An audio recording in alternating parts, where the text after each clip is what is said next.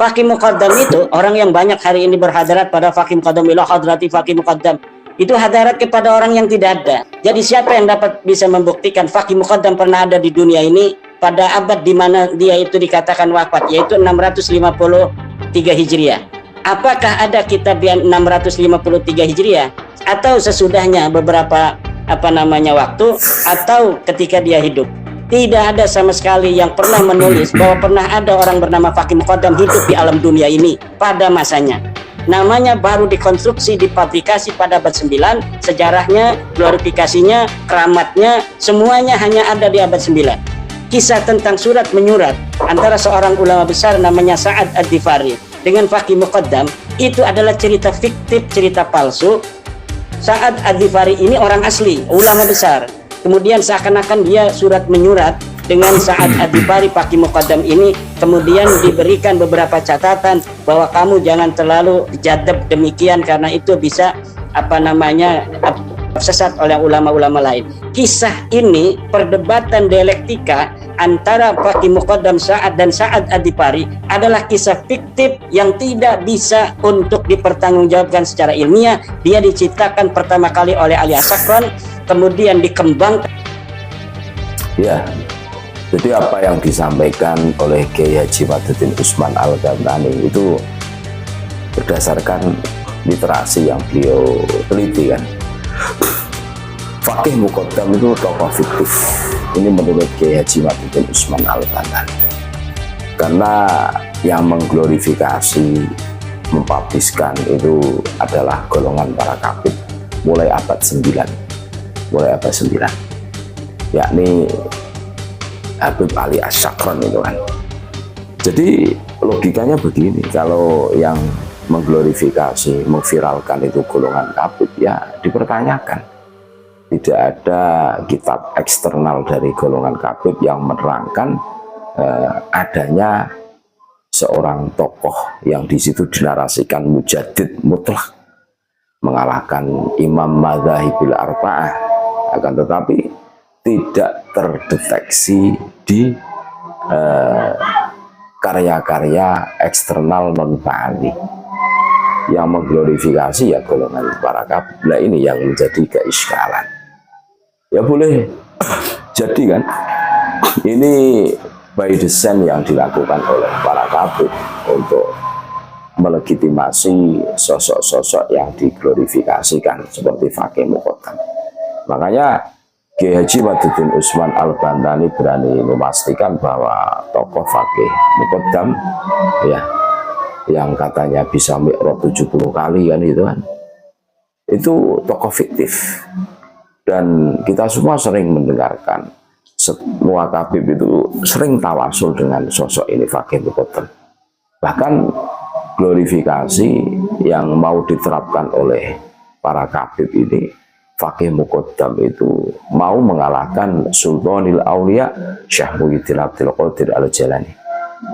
Ini by design yang dilakukan oleh para kabib. Makanya kita harus tahu, kita semua diajari oleh guru-guru kita bahwa kita tawasul kepada baginda Nabi Sayyidul Anbiya wal Mursalin, beliau yang pertama, terus yang kedua kepada Sultanil Aulia, rajanya para wali. Siapa itu? Syekh Muhyiddin Abdul Qadir Al-Jilani. Syekh Abdul Qadir Al-Jilani. Nah, makanya di suatu ketika Habib ini mengatakan bahwa oke, di dunia Syekh Abdul Qadir Al-Jilani yang terkenal, akan tetapi di akhirat lebih terkenal Faqih Muqaddam. Itu kan, itu narasi glorifikasi yang dilakukan oleh para kabib untuk mengalahkan, untuk menggiring opini publik. Syekh Abdul Qadir Al-Jilani itu tidak ada apa-apanya dibandingkan dengan Al-Faqih Muqaddam. Akhirnya kan mabuk para kabib. Iya. Jadi keterangan bahwa Faqih Muqaddam itu sosok yang ada itu cuma dari karangan para Ba'alwi itu sendiri. Non Ba'alwi tidak ada. Bisa dipastikan ini adalah produknya Ba'alwi. Ya, sesuai dengan apa yang disampaikan oleh Kiai Haji Maduddin Usman Al-Bantani.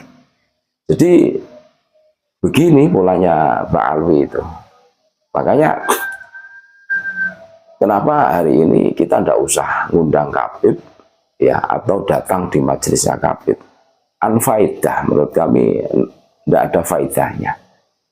Kalau dulu oke, kita sering datang karena belum tahu, belum ada hujah, belum ada dalil. Kalau hari ini kita datang terus kita tahu bahwa Habib dan kroni-kroninya itu sering tawasul kepada tokoh fiktif yang tidak ada wujudnya, hanya glorifikasi, hanya by design yang dilakukan oleh para Kabib ini pembohongan, pembodohan.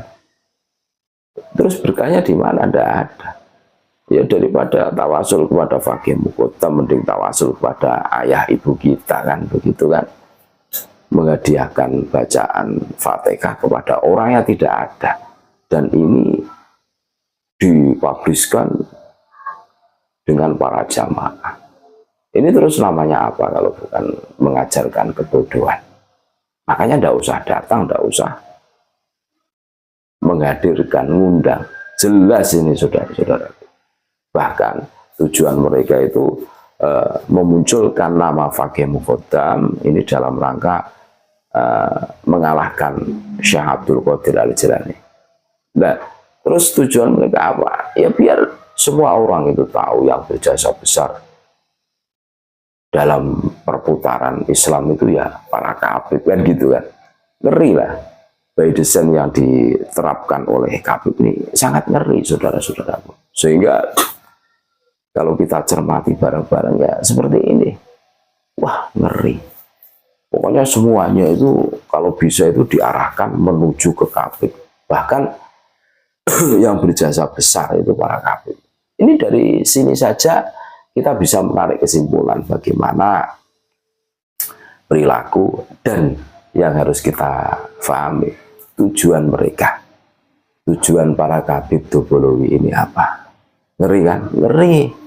Makanya kita harus hari ini kita harus berhati-hati, kita harus jeli, kita harus betul-betul mencermati pergerakan.